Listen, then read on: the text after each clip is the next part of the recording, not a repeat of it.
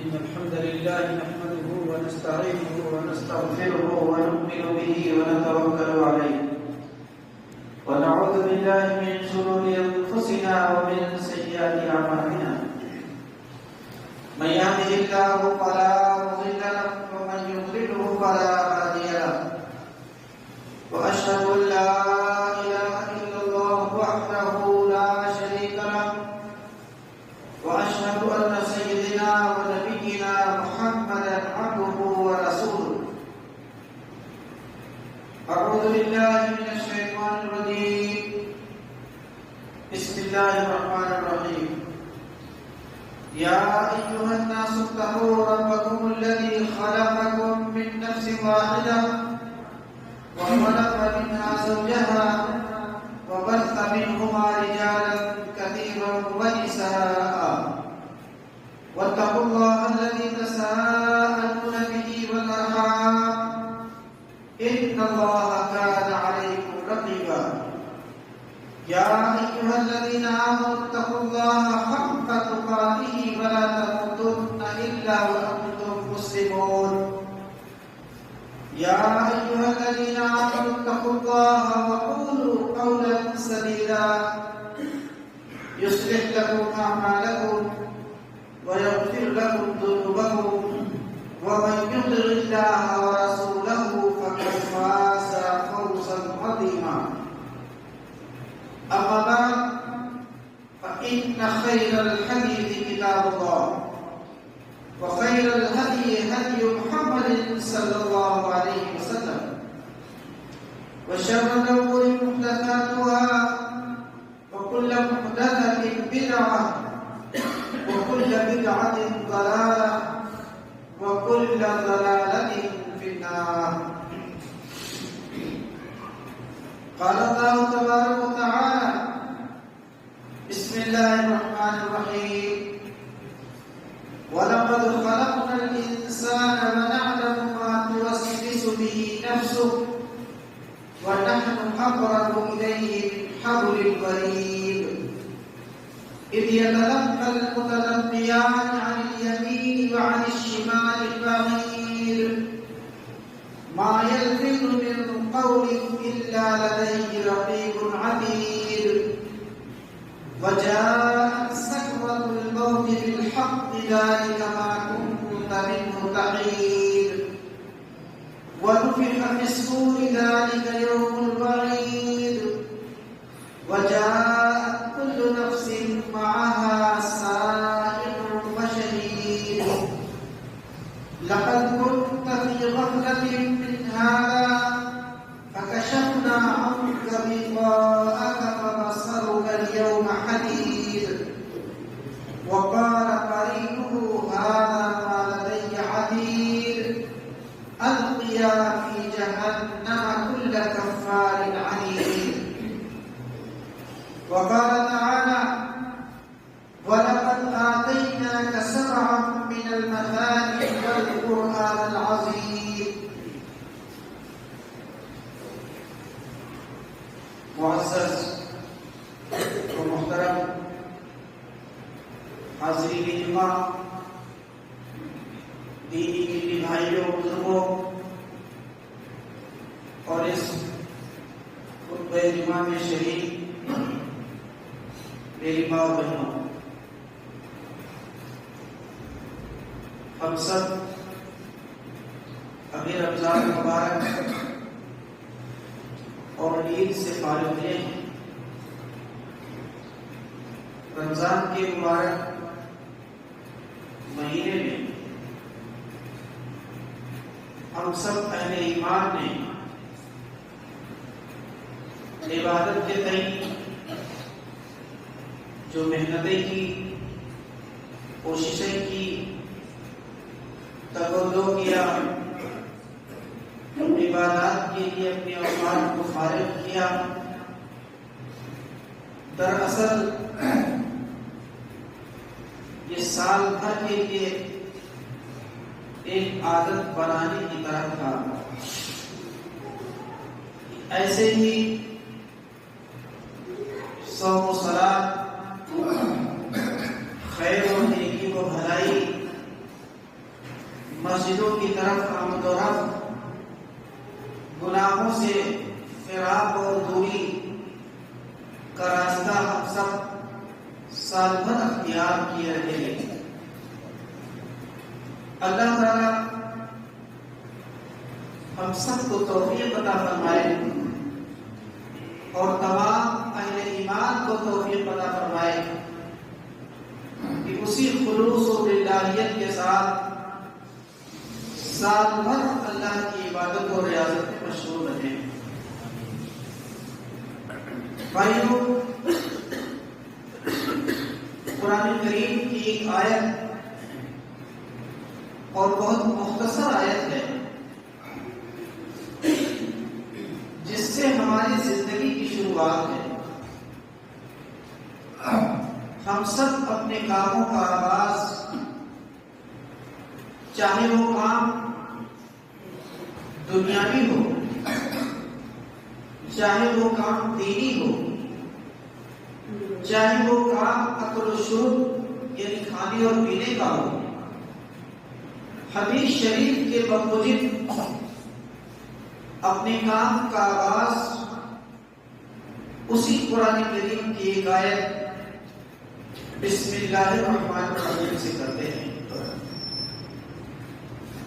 سنت مطہرہ بھی ہے اور نبی پاک علیہ الصلوۃ والسلام کا حکم ہے کہ ہم اپنے کام کا آغاز بسم اللہ الرحمن الرحیم سے کریں۔ آئیے آج کے اس خطبہ جمعہ میں ہم مختصر طور پر قرآن کریم کی اس آیت کا مطلب اور قرآن کریم کی اس آیت کا ترجمہ سمجھنے کی کوشش کرتے ہیں۔ جہاں تک قرآن کریم کی اس آیت کا تعلق ہے،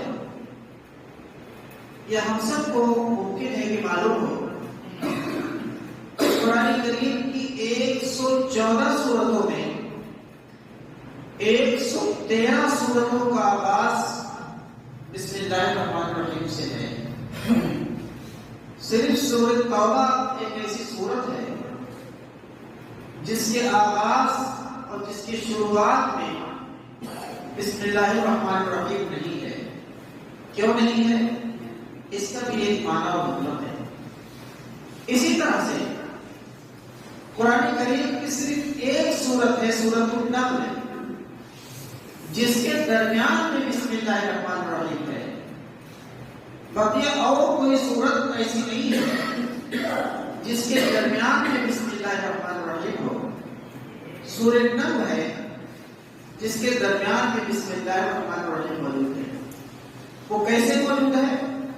وہ اس طرح سے کہ جب حضرت سلیمان علیہ السلام نے ملکہ سبا کے پاس جو یمن کی ملکہ ہے اور وہ سورج اور چاند اور ستاروں کی پرستش عبادت کرتی ہے، گویا کہ وہ مشرکہ ہے، اس تک توحید کی دعوت پہنچانے کے لیے جب انہوں نے خط لکھا تو اپنے خط کا آغاز بسم اللہ الرحمن الرحیم سے کیا۔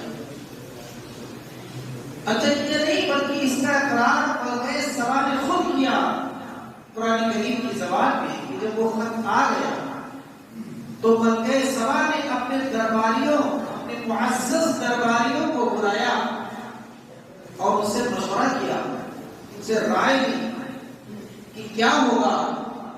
فلسطین کے ایک بہت بڑے بادشاہ اور حاکم سلیمان علیہ السلام نے ہمارے پاس خط بھیجا ہے، انہ من سلیمان وانہ بسم اللہ الرحمن الرحیم، اور اس سے پہلے کہا انی القی الی کتاب کریم، میرے پاس ایک انتہائی محترم خط آیا ہوا ہے، بزرگ خط آیا ہوا ہے، اور اس میں شروعات ہے بسم اللہ الرحمن الرحیم، یعنی شروع اللہ کے نام سے جو بڑا مہربان اور نہایت رحم کرنے والا ہے۔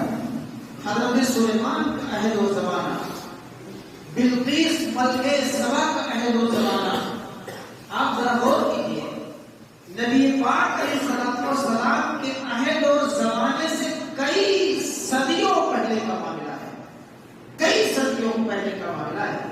اس سے بسم اللہ الرحمن الرحیم کی قدامت کا پتہ چلتا ہے کہ یہ وہ عظیم آیت ہے جو نہ صرف یہ کہ نزول قرآن کریم بلکہ نزول قرآن کریم کے کئی سو صدیوں سے پہلے اس کا چلن، اس کا رواج اور اس کے تحریر اور اس کے ذریعہ شروعات، اپنے کاموں کے آغاز کرنے کا سلسلہ بہت پہلے اور صدیوں سے پہلے سے ہے، جس کا حضرت سلیمان علیہ السلام نے استعمال کیا ہے۔ خط کے بارے میں آپ خطوط کا زمانہ چلا گیا موبائل کے آنے کے بعد، ورنہ دنیا میں خطوط کی جو تاریخ ہے، دنیا میں ایک دوسرے کو لیٹر بھیجنے کی جو تاریخ ہے، وہ بھی سب سے قدیم خط حضرت سلیمان علیہ السلام کا ہے۔ حضرت سلیمان سے پہلے اس دنیا میں اور دنیا کے کسی قوم کی کسی تاریخ میں یہ بات نہیں ہے کہ کسی نے خط بھیجا ہو۔ خط کی شروعات کہاں سے؟ خط کی شروعات حضرت سلیمان علیہ السلام سے، اور وہ خط انہوں نے کس کو لکھا؟ حضرت سلیمان نے پلتے سرا بلقیس کو خط لکھا۔ تو خط کی قدامت کا پتہ چلا، اسلام کی تاریخ ہے، اہل ایمان کی تاریخ ہے۔ یہ دیکھیں خط کی شروعات اور اسلام میں، اور اسی طرح سے بسم اللہ الرحمن الرحیم کی قدامت کی نزول قرآن کریم سے صدیوں پہلے سے موجود ہے۔ یہ اس کو آپ کو معلوم ہے۔ اس سے ایک بات اور معلوم ہونا چاہیے کہ سورہ فاتحہ کے شروع میں بسم اللہ الرحمن الرحیم ہے، آیا وہ سورہ فاتحہ کا جز ہے کہ نہیں؟ یہ بات تو سب کو معلوم ہے کہ سورہ فاتحہ 7 آیتوں پر مشتمل ہے۔ قرآن کریم میں اللہ نے خود اس کے بارے میں بتایا، وَلَقَدْ آتَيْنَاكَ سَبْعًا مِنَ الْمَثَانِي وَالْقُرْآنِ الْعَظِيمِ، یعنی ہم نے آپ کو 7 مثانی یعنی سورہ فاتحہ آپ کو ہم نے دی ہے، اور قرآن عظیم آپ کو عطا کیا ہے۔ 7 مثانی کے معنی 7 مثانی کا مطلب ہے وہ 7 آیتیں جو بار بار پڑھی جاتی ہیں۔ اب آپ اسے 2 بات سمجھ سکتے ہیں، ایک تو یہ کہ قرآن کے سورہ فاتحہ کی 7 آیتیں، سورہ فاتحہ میں 7 آیتیں، یہ پتہ چلا۔ دوسرے پتہ چلا کہ سورہ فاتحہ کی ایک الگ فضیلت ہے، جس کو اللہ نے کہا کہ ہم نے آپ کو سورہ فاتحہ یعنی 7 مثانی دیا اور قرآن عظیم عطا کیا۔ 7 مثانی سورہ فاتحہ کی الگ سے تذکرہ قرآن کریم میں اللہ تعالیٰ نے دیا، ورنہ سورہ فاتحہ بھی تو قرآن کریم کا جزء اور حصہ ہے، لیکن الگ سے 7 مثانی اللہ نے کہا کہ یہ 7 پڑھی جانے والی آیتیں ہم نے آپ کو دی ہیں اور قرآن عظیم آپ کو عطا کیا ہے۔ اس سے سورہ فاتحہ کی عظمت کا پتہ چلتا ہے، اور سورہ فاتحہ کی اہمیت کا پتہ چلتا ہے، اور یہ بھی پتہ چلتا ہے کہ اس میں 7 آیتیں ہیں، اور یہ بھی پتہ چلتا ہے کہ یہ 7 آیتیں بار بار پڑھی جاتی ہیں۔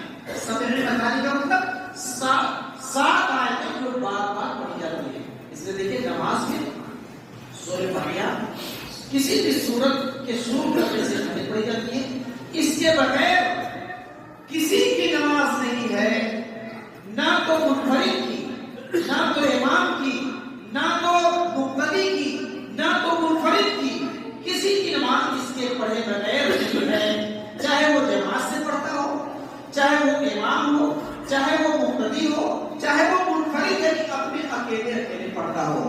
یہ سورہ فاتحہ کی اہمیت ہے کہ اس کو پڑھنا ہی پڑھنا ہے، چاہے امام جہری قرأت کرے اور چاہے امام سری قرأت کرے، یعنی ظہر اور عصر پڑھے، اور چاہے وہ مغرب اور عشاء اور فجر پڑھے، وہ امام بھی پڑھے گا اور وہ مقتدی پڑھے گا۔ کیوں؟ اس لیے کہ اللہ تعالیٰ نے اسی بات کو بیان فرمایا ہے اور نبی پاک علیہ السلام نے اسی بات کو بیان فرمایا ہے۔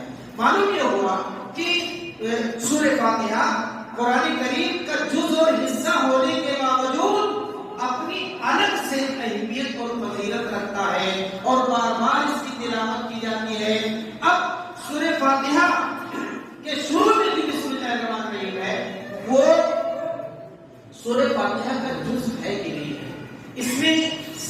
آیتوں میں وہ بسم اللہ شامل ہے کہ نہیں ہے، اس کے بارے میں مفسرین کا اختلاف پایا جاتا ہے۔ بہت سے مفسرین ایسے ہیں جو کہتے ہیں کہ وہ سورہ فاتحہ کا جز نہیں ہے، اس بسم اللہ الرحمن الرحیم سورہ فاتحہ کا جز نہیں ہے، بسم اللہ کے سوا 7 آیتیں الگ سے ہیں۔ اور کچھ ایسے مفسرین اور قراء ہیں جن کا کہنا ہے کہ نہیں، وہ قرآن کریم کا جز اور حصہ ہے۔ اب آپ ذرا فرق دیکھیے، جو لوگ یہ کہتے ہیں کہ سورہ فاتحہ قرآن بسم اللہ الرحمن الرحیم سورہ فاتحہ کا جز اور حصہ نہیں ہے، وہ قرأت کے موقع پر خاموشی کے ساتھ بسم اللہ پڑھ کر سورہ فاتحہ کا آغاز الحمدللہ سے کرتے ہیں۔ بالکل درجہ ہے، عام طور پر روایت حفظ میں یہی معاملہ ہے۔ جو مفسرین کہتے ہیں کہ نہیں، بسم اللہ سورہ فاتحہ کا جز ہے اور بسم اللہ کو لے کر 7 آیتیں پوری ہوتی ہیں، وہ اپنی قرأت کا آغاز بسم اللہ سے ہی کرتے ہیں۔ کیوں؟ اس لیے کہ کہتے ہیں کہ بسم اللہ سورہ فاتحہ کا جز اور حصہ ہے، تو بسم اللہ زور سے پڑھ کر پھر الحمدللہ سے اپنی قرأت کا آغاز کرتے ہیں۔ آپ کبھی سوچتے ہوں گے کہ یہ کیا معاملہ ہے؟ کسی امام صاحب نے بسم اللہ زور سے پڑھ کر الحمدللہ کی شروعات کی، کسی قاری صاحب نے، کسی حافظ صاحب نے خاموشی کے ساتھ پڑھ کر پھر اس کے بعد سورہ فاتحہ یا کسی سورت کی شروعات کی۔ یہ ماجرا کیا ہے؟ ماجرا آپ آج یہ سمجھ لیجیے کسی جگہ پر کہ معاملہ یہ ہے کہ بہت سے لوگ ایسے قاری ہیں، ایسے مفسر ہیں جو بسم اللہ الرحمن الرحیم کو سورہ فاتحہ کا جز نہیں مانتے، تو آہستہ سے پڑھ کے بسم اللہ کی شروعات کرتے، کسی سورت کی شروعات کرتے، اور جو اس کا جز اور حصہ مانتے، وہ جو کہ جب جز ہو گیا، حصہ ہو گیا، تو بسم اللہ کو بھی زور سے پڑھ کر اپنی قرأت کا آغاز کرتے ہیں۔ یہ ہم کو اور آپ کو بسم اللہ کے تعلق سے معلوم ہو چاہیے۔ اچھا، اب اس کے بعد ہم کو مختصر کے طور پر یہ سمجھ لینا ہے، جیسے بسم اللہ الرحمن الرحیم شروع اللہ کے نام سے، کس کے نام سے؟ اللہ کے نام سے، جو بڑا مہربان اور نہایت رحم کرنے والا ہے۔ اس میں آپ دیکھیے اللہ کے نام سے، اللہ سے نہیں، شروع اللہ سے نہیں، بلکہ شروع اللہ کے نام سے۔ ذرا آپ فرق سمجھ رہے ہوں گے جو ہم کہنا چاہتے ہیں۔ فرق یہ کہ ایسا نہیں کہ شروع اللہ سے، ایسا نہیں ہے۔ کیا ہے؟ شروع اللہ کے نام سے۔ یہ نام کیوں آیا اور شروع اللہ سے کیوں نہیں ہو گیا؟ شروع اللہ سے ایسا کیوں نہیں ہو گیا؟ مفسرین اس کے بارے میں بیان فرماتے ہیں کہ چونکہ عرب میں جاہلیت کے لوگ، جاہل کفار اور مشرکین اپنے کاموں کا آغاز لات اور عزا کے نام سے، اپنے بتوں کے نام سے کرتے تھے، اور کیا کہتے تھے؟ کہتے تھے بسم اللہ اللات والعزا، بسم اللہ اللات والعزا، لات اور عزا کے نام سے میں اس کام کا آغاز کرتا ہوں۔ وہ لوگ مشرکین کیونکہ وہ بھی عربی بولتے تھے، اس میں بسم اللہ اللات والعزا۔ اللہ تعالیٰ نے قرآن کریم کے نزول کا جب سلسلہ جاری فرمایا تو اس ذہن اور مزاج کو ختم کر کے کہیں بسم اللہ اللات والعزا نہیں، بلکہ کہو بسم اللہ الرحمن الرحیم، بسم اللہ الرحمن الرحیم، یعنی اللہ کے نام سے شروع، جو بڑا مہربان اور نہایت رحم کرنے والا ہے۔ تو آپ دیکھیے لات اور عزا کو ختم کر کے اللہ کے نام سے شروعات، اللہ کے نام۔ اس لیے معلوم ہوا ہم کو اور آپ کو کہ اپنی کاموں کا آغاز بسم اللہ الرحمن الرحیم سے ہونا ہے۔ کسی بزرگ کے نام پر، کسی فقیہ کے نام پر، کسی پیر اور ولی کے نام پر، کسی دنیا میں اور کسی کے نام پر ہم اپنی کاموں کا آغاز نہیں کر سکتے۔ ناریل پھوڑ کر کے یا مرچی یا لیمو لگا کر کے یا اور کوئی دنیاوی ٹونا اور ٹٹکا کر کے اپنی کاموں کا آغاز نہیں کر سکتے۔ اپنا نیا گھر، نہ مکان، نہ دکان، یہ سب اللہ کے نام سے کسی ٹونا یا کوئی ٹٹکا یا اور کسی بنیادی خرافات، ان سب بدعات، شرک اور بدعات سے اپنی کاموں کا آغاز ہم اور آپ نہیں کر سکتے۔ بہت سے لوگ اپنی کاموں کا آغاز بدعات اپنی قرآن خانی سے کرتے ہیں۔ اسی طرح سے اور اپنے گھر، دکان، مکان کا آغاز اگر بتی، موم بتی، سلگار کر کے اور بھی کرتے، یہ نہیں۔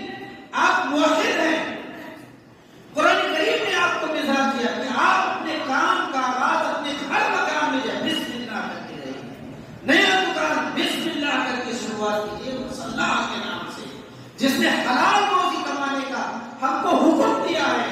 ہم اسی کے کام سے اپنے اس کام کا آغاز کرتے ہیں۔ گھر مکان اللہ نے سکون و اطمینان کے لیے ہم کو بنانے کی توفیق عطا فرمائی، اب اس میں پرویش اور اس میں داخلہ اللہ کے نام سے کرنا۔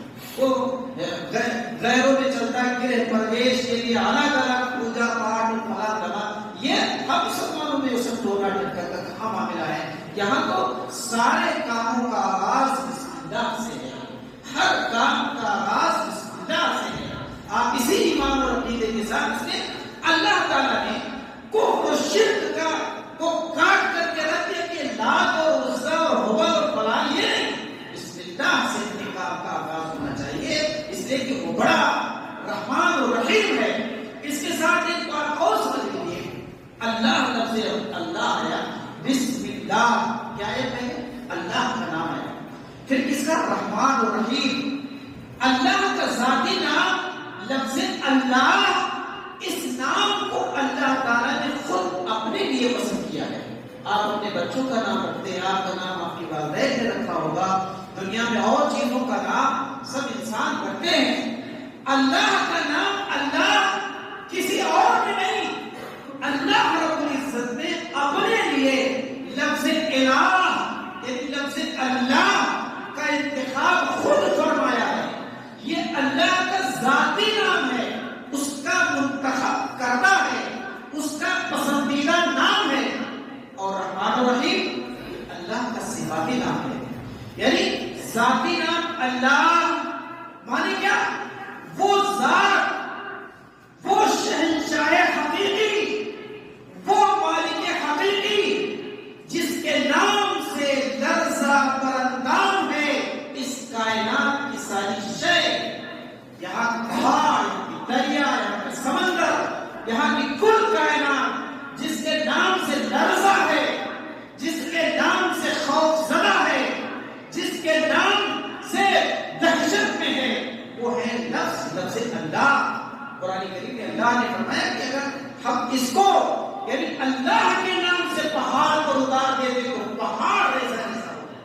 وہ شہنشاہ حقیقی، وہ مالک حقیقی جس کے خوف اور دل سے اس کائنات کی ساری چیزیں مطیع و فرما بردار ہیں۔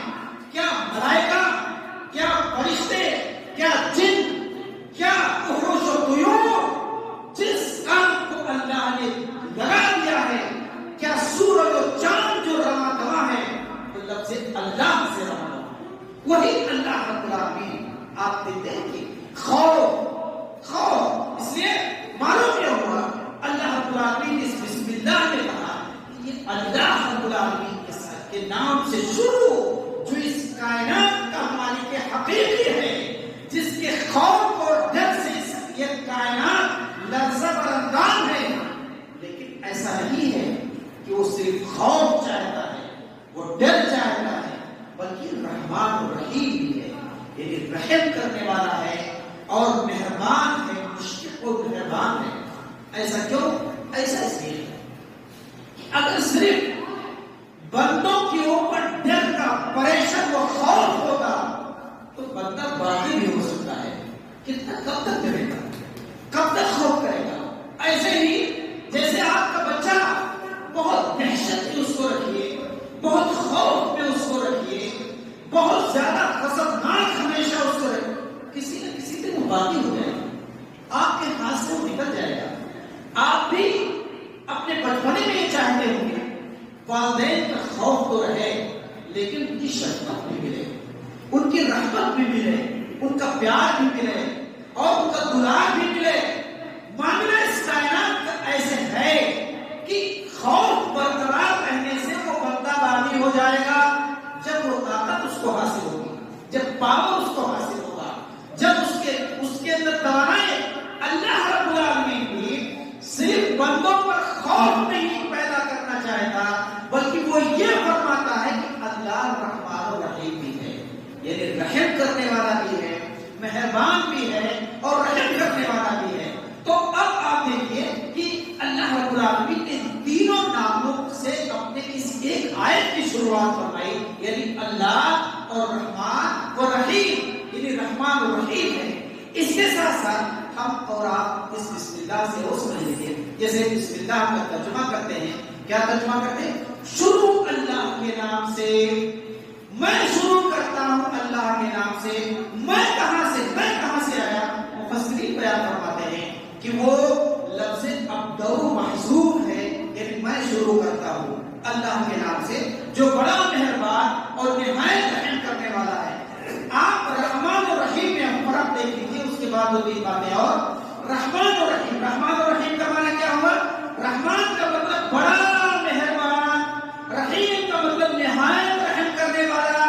یہ رحمان و رحیم جو ہے، رحمان پہلے آیا، رحیم بعد میں آیا. یہ پہلے رحمان کیوں آیا، رحیم بعد میں کیوں آیا؟ اس کے بارے میں ذرا ہم اور آپ غور کر سکتے ہیں. مفسرین بیان فرماتے ہیں کہ لفظ رحمان جو ہے، جس کا مطلب ہے انتہائی مہربان، بڑا مہربان، یہ صفت رحمان جو اللہ تعالیٰ کا ہے، یہ اس دنیا میں ہر ذی نفس کو حاصل ہے. رحمان میں جو اللہ کی صفت رحم ہے وہ کہاں حاصل ہے؟ اس کائنات میں ہر ذی نفس، یعنی ذی نفس کا مطلب جو سانس لیتے ہیں، ذی روح جس کے اندر جان ہے، ہر ذی نفس وہ ذی روح میں اللہ کی صفت رحم موجود ہے. چاہے وہ مومن ہو، چاہے وہ کافر ہو، چاہے وہ حیوان ہو، چاہے وہ پرندے ہوں، چاہے وہ چرندے ہوں، چاہے وہ درندے ہوں، جو چیخ ہار کر دے، جن کی خوراک ہے کسی جاندار کو مار کے کھانا، اس درندے کے اندر بھی جو صفت رحم ہے وہ اللہ کے صفت رحمان کی وجہ سے ہے.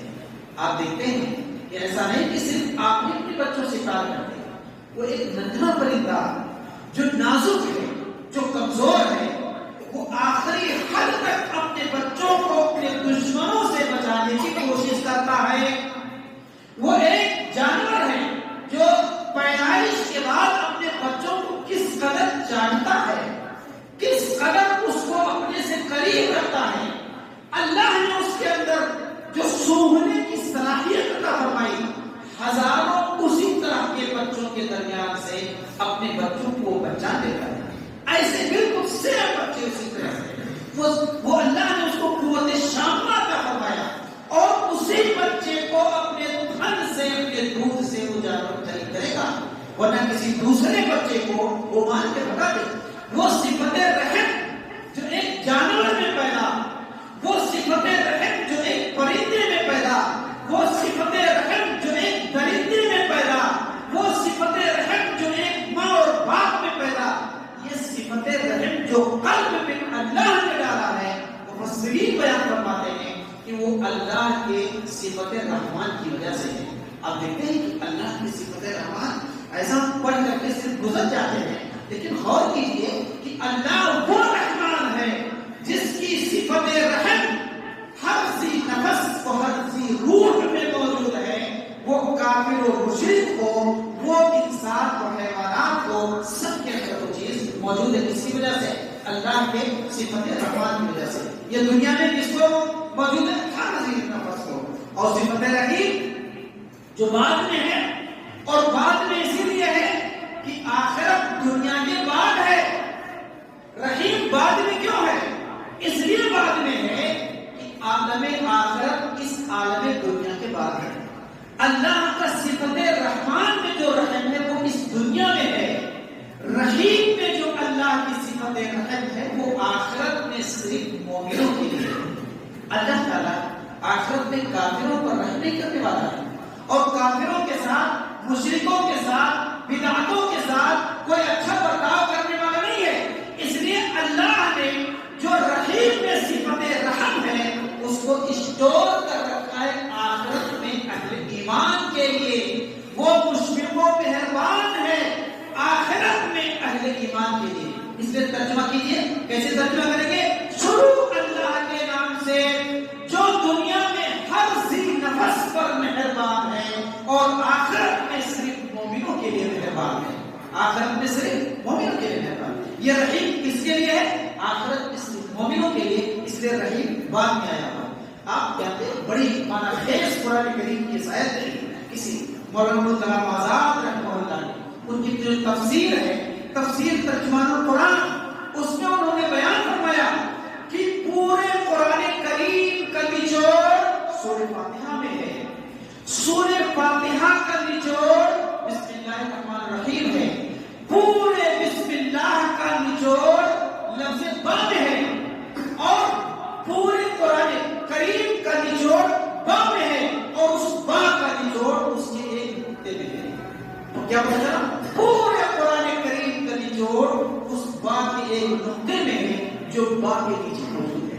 آپ دیکھ رہے ہیں کس قدر باریکی قرآن کریم میں ہے اور کس قدر بلاغت قرآن کریم میں ہے۔ وہ با جس با سے قرآن کریم کی شروعات ہے، قرآن کریم کی شروعات ہے، بسم اللہ سے قرآن کریم کی شروعات ہے۔ سورہ فاتحہ تو ابھی بعد میں ہے، لفظ با سے، با کے نیچے زیر، اور با کے نیچے ایک نقطہ، اور نقطے کے نیچے زیر۔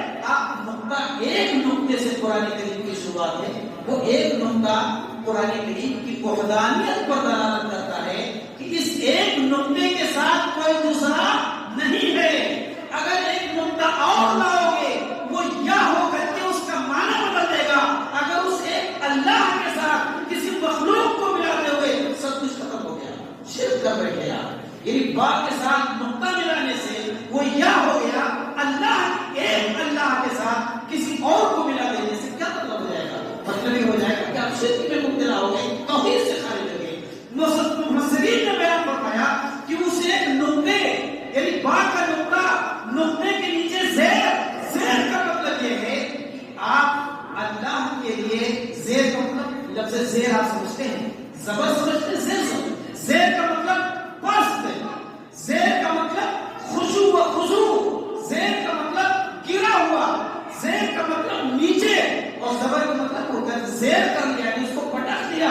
تو نقطے کے نیچے زیر کا مطلب کیا ہے؟ مطلب یہ ہے کہ اللہ کے سامنے پست ہیں، ہم اللہ کے سامنے مطیع و فرما بردار ہیں، ہم اللہ کے بندے ہیں، بندگی ہمارے اندر ہے، وہ زیر دلالت کرتا ہے اسی بات پر کہ ہم زیر ہے اللہ کے سامنے، اللہ کے سب سے پائک ہے۔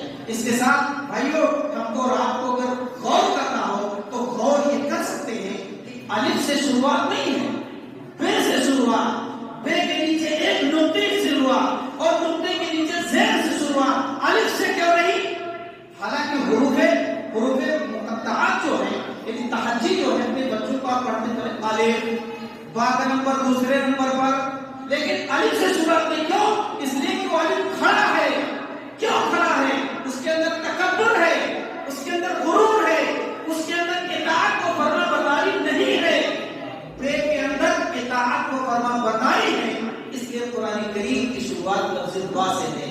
یہ قرآن کریم اور اس کی تفسیر ہے۔ اللہ تعالیٰ ہم سب کو سمجھنے اور قرآن کریم پر عمل کرنے کی توفیق عطا فرمائے۔ وآخر دعوانا الحمدللہ رب العالمین۔ اقول قولی ھذا واستغفر اللہ لی ولکم ولسائر المسلمین فاستغفروہ انہ هو الغفور